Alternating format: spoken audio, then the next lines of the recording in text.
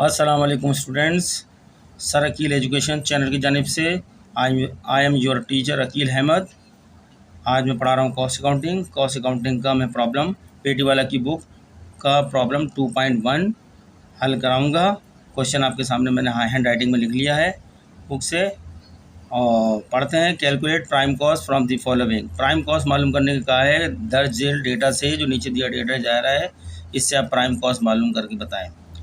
Opening इसमें दिया गया opening stock of raw materials 3000 रुपये का। रॉ मटेरियल की ओपनिंग इन्वेंट्री दी है 3000 रुपये की। परचेज 60,000 की। ड्यूरिंग द ईयर में परचेज की है 60,000 का raw material. Closing stock of raw material. Ending stock दिया है रॉ मटेरियल का। एंडिंग इन्वेंट्री दी है रॉ मटेरियल की 5,000 रुपये की। डायरेक्ट वेजेस या डायरेक्ट लेबर जो होता है 42,000 का दिया है इन्होंने सवाल के अंदर।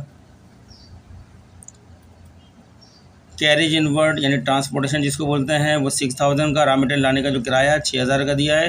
ट्रांसपोर्टेशन को कैरेज इनवर्ड भी बोलते हैं, 6,000 है। कैरेज आउटवर्ड 12,000 रुपये का है।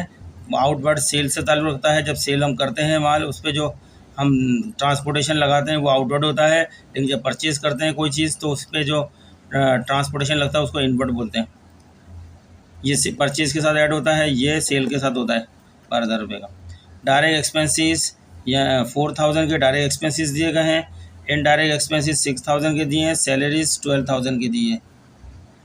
ठीक है स्टूडेंट, ये क्वेश्चन है। इस क्वेश्चन में कहा गया है कि आप कैलकुलेट यानी मालूम करें, प्राइम कॉस्ट मालूम करनी है। आपको पता है प्राइम कॉस्ट मालूम करने का फार्मूला ये है कि एक रॉ मटेरियल कंज्यूम आपके पास होने चाहिए, दूसरी डायरेक्ट लेबर होनी चाहिए, तीसरी डायरेक्ट एक्सपेंसेस अगर हैं तो वो लिए जाएंगे, वरना prime cost direct material consume और डायरेक्ट लेबर एम्प्लॉयड, इन दो से भी प्राइम कॉस्ट आ जाती है। लेकिन अगर डायरेक्ट एक्सपेंसेस दिए हैं तो उनको भी जमा कर लेंगे तो प्राइम कॉस्ट आ जाएगी।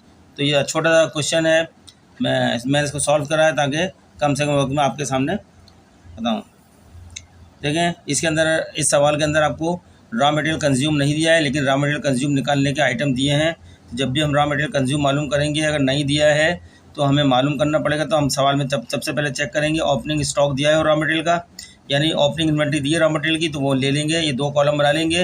राइट साइड जो आखिरी वाला कॉलम है उसमें 3,000 रुपये की सवाल से हमने रॉ मटेरियल इन्वेंट्री लिख दी। ओपनिंग इन्वेंट्री यानी ये पिछले साल का परचेज़ किया हुआ रॉ मटेरियल है जो यूज़ नहीं हुआ था, रह गया था। वहाँ की एंडिंग इन्वेंट्री पिछले साल की और इस साल की ओपनिंग इन्वेंट्री है। इतना रॉ मटेरियल आपका ऑलरेडी पड़ा है। ड्यूरिंग द ईयर में आपने परचेज़ किया है 60,000 का रॉ मटेरियल, सवाल में दिए फिगर 60,000 की। इसके ऊपर आपने ट्रांसपोर्टेशन पैड किया है, कैरेज इनवर्ड जिसके नाम से दिया है सवाल में, ऐड कर लेंगे इसमें 60,000 6,000 कितना हो गया 66,000। ये आपकी नेट परचेज़ आ गई है।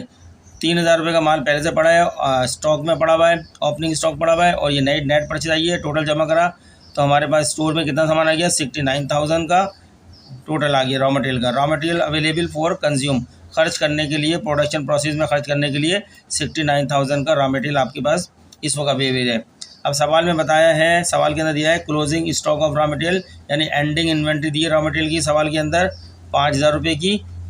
5,000 का रॉ मटेरियल जो है इस वक्त स्टोर में पड़ा हुआ है, जो यूज़ नहीं हुआ, इसका मतलब बाकी तमाम यूज़ हो चुका है। तो लिहाजा 69,000 में से 5,000 जो है अनयूज़ निकाल दो, तो 64,000 का ये कंज्यूम हो गया, यूज़ हो गया। ये कंज्यूम माने खर्च हो जाना, यूज़ माने इस्तेमाल हो जाना। ये प्रोडक्शन प्रोसेस में इस्तेमाल हो गया 64,000 का, इसको बोलेंगे रॉ मटेरियल कंज्यूम। हमारा रॉ मटेरियल का एक आइटम आ गया कंज्यूम का। दूसरा सवाल में फिगर दिए डायरेक्ट वेजेस या डायरेक्ट लेबर बोलते हैं इसको, 42,000 की हमने रख लिया। अगर अब सवाल में देखेंगे डायरेक्ट एक्सपेंसेस दिए हैं सवाल में 4,000 के, अगर डायरेक्ट एक्सपेंस नहीं देते तो हम इन दोनों को जमा करके प्राइम कॉस्ट आ जाती है। लेकिन सवाल में डायरेक्ट एक्सपेंसेस दिए तो लिहाजा डायरेक्ट एक्सपेंसिव भी जमा करेंगे। तो ये डायरेक्ट कॉस्ट आ गई टोटल प्राइम कॉस्ट 1,10,000 रुपये की जो है आपकी प्राइम कॉस्ट आ गई। प्राइम कॉस्ट जो है सबसे बड़ी कॉस्ट होती है किसी प्रोडक्ट की, ठीक है।